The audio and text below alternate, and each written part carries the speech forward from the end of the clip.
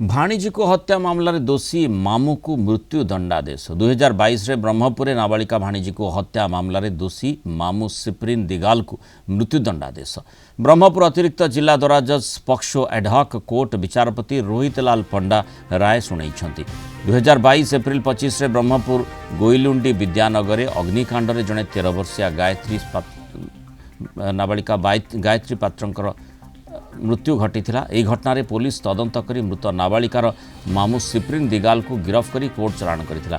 गिरफ मामू सिप्रीन दिगाल भाणीजी गायत्री को खराब नजर देखुथिला एवं से किरासिन ढाली निया लगे गायत्री को हत्या करिथिबा नि अभियोग होइथिला।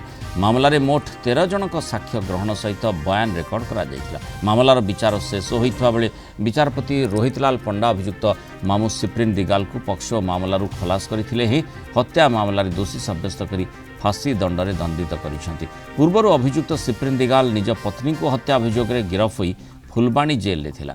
कोर्टरू अनुमति क्रमे से किछि दिन पई पारोल रे ब्रह्मपुर स्थित निज भौणी घर को आसीथिला एवं सेठारे एही जघन्य कांड घटाइथिला।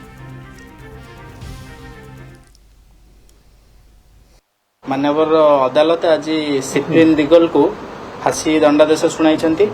ए मामलाटी हूँ 2022 मसीहा एप्रिल 25 तारिख दिन जो गोइलुंडी विद्यानगर रे तांकर भाणीजी बयस 13 वर्ष थिला तांको खराब दुर्व्यवहार करने सहित तांको किरासिन ढाली हत्या करथिले। 13 जन साक्षींकर